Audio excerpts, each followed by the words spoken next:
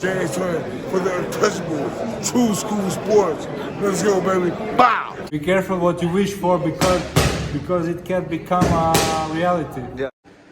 The untouchable True School Sports Empire proudly presents something the boxing games are missing. Hey, what's going on? It's your boy BT. I came here to talk some boxing with the thousands of True School Sports subscribers. All right, so the last fight I'm going to talk about, because I'm over here just walking, visiting shrines and things like that, you know, getting real cultured out here in Japan. But I wanted to speak about big upset, like massive upset this past weekend between Khalil Coe and Manuel Gallegos. Now, funny enough, you know, I always like going through my video archives because there be certain fighters that are not big names that I've made multiple videos about. And Manuel Gallegos is one of these fighters. I've covered his career.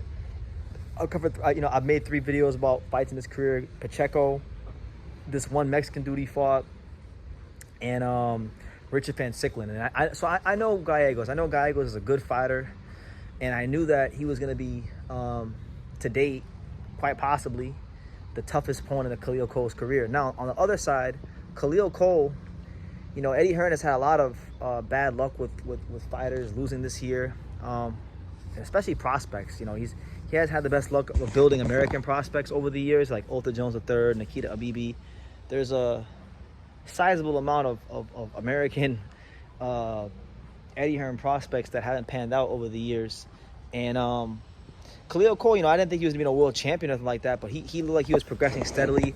I thought he was improving as time went on, and he came into this fight a big favorite, a massive favorite, you know, a guy that looked like he was progressing steadily into a fringe contender at least, right? So the way it panned out for him was actually quite terrible.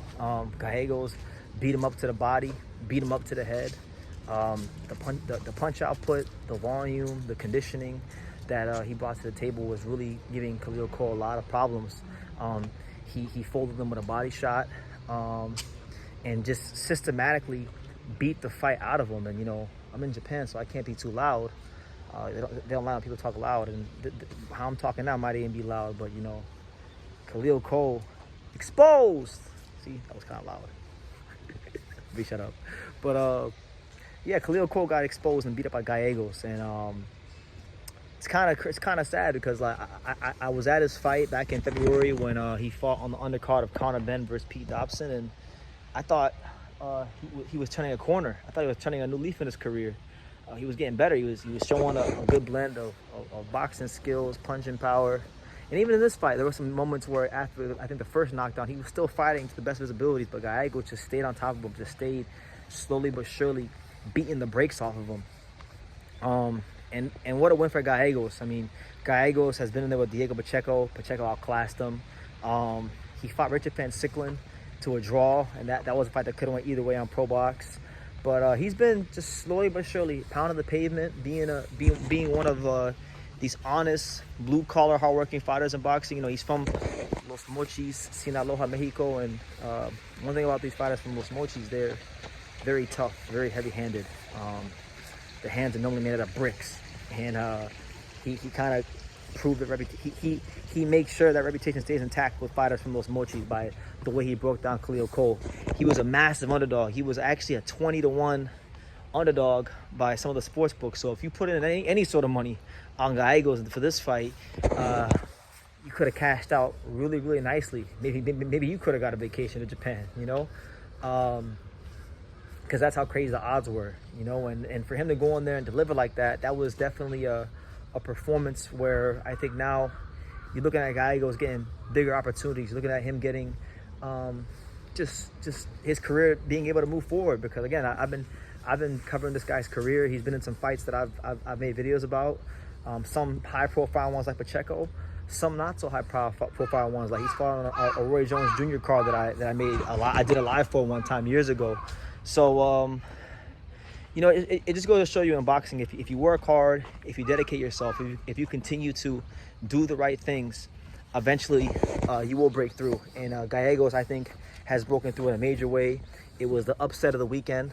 20-1 with the kind of odds he had in terms of the betting odds against him, might even be like one of the upsets of the year. I mean, honestly, how many guys win a fight with a 20-1 underdog? How many guys in the history of boxing have won a fight with those kind of odds? You know, it's not many. So he's done something worth talking about. He's done something praiseworthy. He's delivered a savage, serious beating to an undefeated young contender, or French contender, undefeated young prospect that was, you know, looking to take that step towards being a contender. And I want to see him get opportunities. I want to see him. I don't have any names right now that I can think of, but maybe y'all can drop some in the comments down below. But Manuel Gallegos, one thing about him, when I've watched him fight before, like all the fights I've watched, it don't matter if it's Pacheco, Richard Van Sicklen, or that one fight he had on Roy Jones Jr. Promotions against the fighters, I can't remember right now. Every time I've seen him fight, he's always given me a solid performance. He's always showed up ready, willing, and able to win. And look, Gallegos is a pro box fighter. And one thing about Pro Box TV, the reputation that brand, that promotion has established over the years, no easy fights. And if their fighters come to, like, let's say if they come to Top Rank or Matchroom or PBC or whatever the case may be, as the B-side fighter, all their fighters come to win. All of them. Trevor McCumbee, most notably Angelo Leo against Venado. If you're a pro box fighter, you are coming to win in the big fights on another promotion.